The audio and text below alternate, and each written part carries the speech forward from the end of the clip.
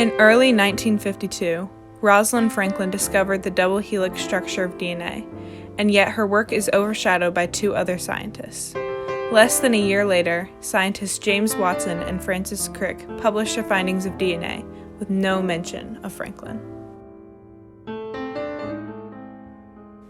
During a time when women were seen as inferior to men in society, Rosalind Franklin surmounted obstacles to achieve great advances in the field of DNA. While she succeeded in accomplishing great feats in a misogynistic world, she failed to be recognized by the male-dominated scientific community, which resulted in her being forgotten in history. Despite the lack of diplomacy from her male associates, Franklin continued her work in international collaboration for the advancement of science.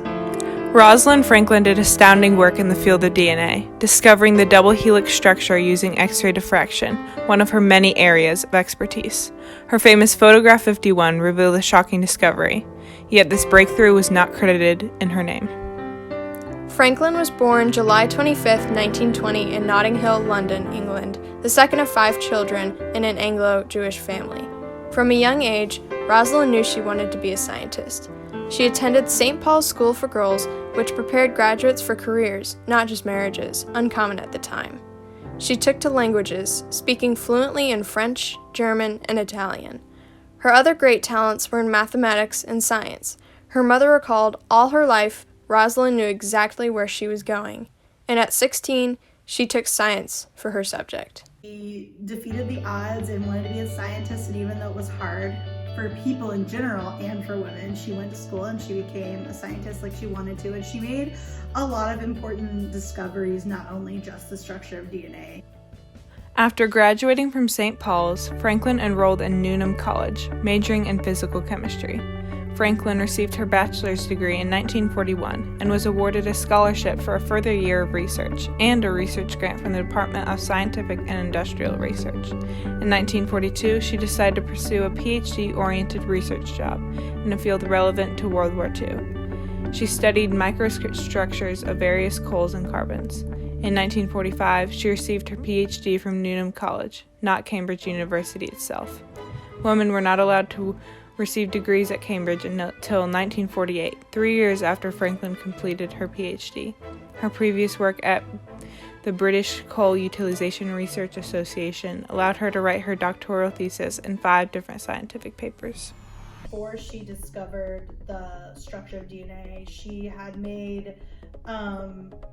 had worked on a project actually studying coal, and because she did that study, it changed the way that masks were made for World War II, actually, that helped soldiers. So that was one thing she did even before the thing she was famous for. Previously at Newnham, Franklin met World War II refugee Adrienne Weil, who was a close friend and mentor.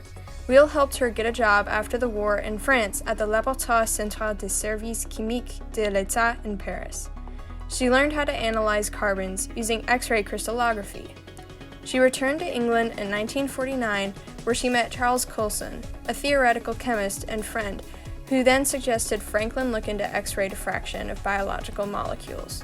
A year later, she was awarded a 3-year Turner and Newell Fellowship to work in John T. Randall's biophysics unit at King's College London.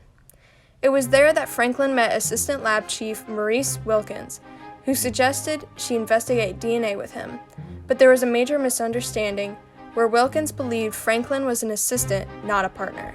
He even called her his new secretary, seeing her as more of a supportive role rather than a collaborative role. Franklin left and worked with graduate student Raymond Gosling instead. From a therapist standpoint, because I'm a mental health therapist by trade, and I think he was probably jealous of her that she was able to photograph the crystals of DNA and see that work really hard and come up with this amazing discovery that then influenced other works. In 1951, while working with Gosling, Franklin took clear X-ray diffraction photos, one wet and one dry, of DNA. The wet form of the photo shows the helical structure of DNA, with phosphates outside the ribose chains, while the dry photo showed no indication of the helical structure. She analyzed these photographs for over a year and finally determined that both forms had 2 helices. Photograph 51 was taken while Franklin was in collaboration with Gosling. It is regarded as one of the most important photographs in scientific history because it presented a clear image of the double helix structure of DNA. J.D. Bernal called her X-ray photographs of DNA the most beautiful X-ray photographs of any substance ever taken. In January of 1953, Wilkins showed Francis Crick and James Watson, who were working on a theoretical model of DNA, an image of Franklin's X-ray diffraction of DNA, unbeknownst to Franklin. They published their scientific novel of the discoveries called Nature in April of that year. Wilkins was included in the credits, but Franklin was not mentioned at all. A year, Rosalind Franklin did lots of very meticulous calculations to figure out the exact structure. And they actually, both Watson and Crick and Rosalind Franklin, came up with the same result. Shortly after Watson and Crick's paper was published, Franklin left the King's College Laboratory and went to Birkbeck College to study plant viruses. She transferred her fellowship to J.D. Bernal's crystallography laboratory and worked with a team including future Nobelist Aaron Klug. Together, they made extremely detailed photographs of plant viruses. Work with plant viruses required a lot of collaboration, specifically with scientists in the United States. Rosalind Franklin made 2 lengthy visits to the U.S. in 1954 and 1956, where she met Robley Williams, Barry Commoner, and Wendell Stanley.